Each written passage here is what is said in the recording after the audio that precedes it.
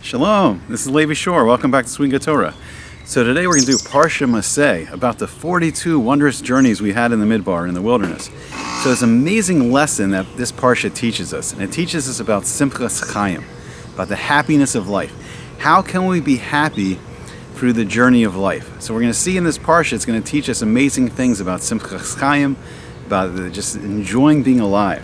So Hashem told Moshe to record the 42 different places we camped in the Midbar, in the desert, for the 40 years that Hashem made a gezerah that we would have to be in there until we can enter Eretz Yisrael, until we can enter the land of Israel. So what are these 42 journeys teaching us? And what does this teach us about, the 4,000 years of journeying we've had, in exile and in redemption of the Jewish people? And what does it tell us about our own personal journey through life? So we're going to dive right into this Parsha. It's really incredible. So one thing it's going to teach us, and we're going to get some help today from the Midrash Says, from Rabbi Moshe Weissman, incredible sefer, highly recommend it. Great collection of all the Midrashim. So Moshe recorded the name of each place we camped, and then he recorded when Bnei Israel departed from it. And when the Jewish people arrived at the shore of the Jordan River 40 years later, Hashem commanded Moshe to compile a complete list of all the places we camped.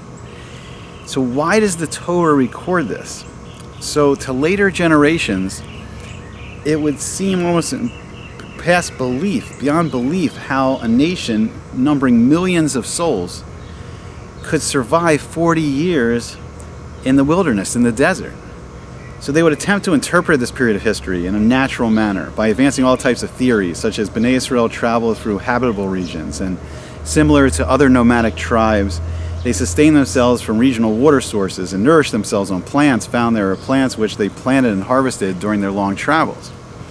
So the Torah therefore repeatedly describes the deserts crossed by the Jewish people, and most of them were completely uninhabitable. And if you've ever been to the Sinai Desert, you'll see even today that it's very difficult for anything to live there. So most of them were completely uninhabitable by human beings, and they lacked water and plant life. And a large population of men and women and children could never have survived there. So in order to firmly implant in our hearts the emunah that Hashem himself miraculously led our people through the wilderness, the Torah specified the names of the stations, and former generations knew about these regions and knew that they were not habitable. So the camps are ordered to demonstrate Hashem's kindness. Although he decreed 40 years wandering period, he carried out his sentence mercifully. And of the 42 camps of which the Jews traveled, they stayed at 14 the first year before the spies were sent, and 8 in the 40th year after Aaron's death. So in the remaining 38 years, they traveled just to 20 different camps. So moreover, in one station in Kadesh, they camped for 19 years. And then in the remaining 19 years, they traveled through these 19 different stations, an average of a year's camp in each place. So the stations Bnei Israel listed in order to teach that their wanderings were dictated by a definite spiritual plan. So this is an interesting mushal he brings here. So a man had a very sick son. So he took him from one doctor to the next and from one hospital to another for treatments. So gradually the son recovered. So when the father was finally able to take him home, he pointed out on the way home all the places where the boy had undergone treatments and operations. He said, "Remember when we stayed in this ward overnight?" And as they passed another place, he said, "Here you had the chills," and another, "Here you were plagued by headache." Similarly, the Torah wishes to draw notice to the fact that Hashem caused Bnei Israel to travel at certain camps in the wilderness to cure their spiritual and moral illnesses after the exile in Egypt. So how does this help us with Simchas Chaim? How does this help us with the happiness of life? So one thing we see is, and we see a hint here in the 42 camps, relates to the 42 letter name of Hashem. And it's a special name. It's the name that was used at the Kriyas Yamsuf, at the splitting of the Red Sea. So it's a name that opens up the supernatural, beyond the natural world. And it's a name that was pivotal in the creation of Masei Bereshis, the creation of everything. But Hashem's showing us here in this Parsha that even in the Midbar, even in this desert wasteland, he sustained us that year miraculously.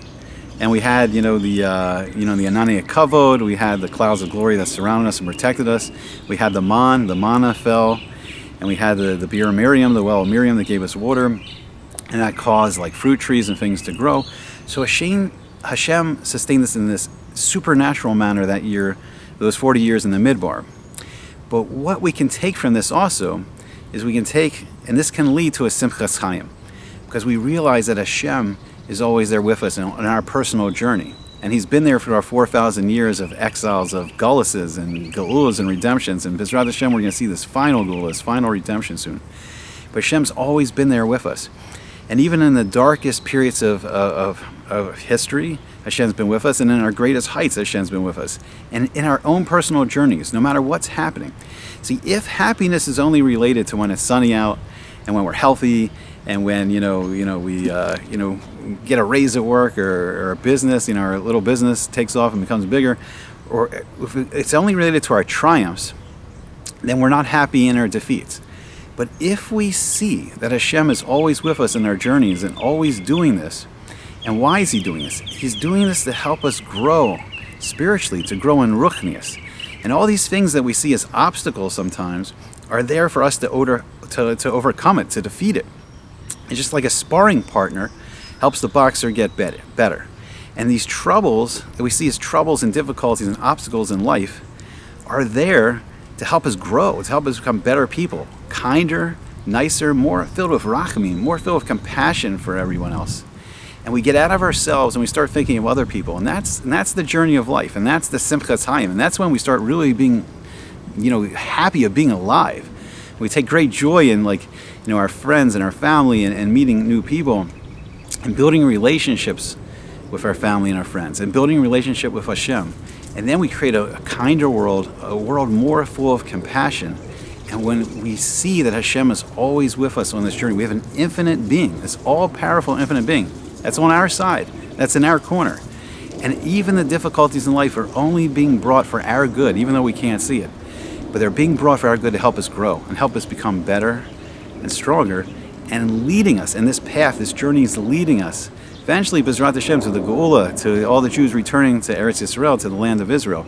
But ultimately, to fixing this world through the Tikkun Ha'olam B'Malchus Shaddai, to fix the world for the kingdom of the Almighty, and to create that world, that true world of peace that we all crave so much. A world where people are getting along, and at the end of this fighting and bickering and disease and death. And it's all leading us to Olam Haba, where we fix up the world, where we return the world to where it was in the state of Gan Eden, to the Garden of Eden, and then fix it up to its full potential, even beyond what it was in the Garden of Eden. Okay, I hope you enjoyed it. I hope we keep going on many of these Masei, these journeys together of sweet and good Torah.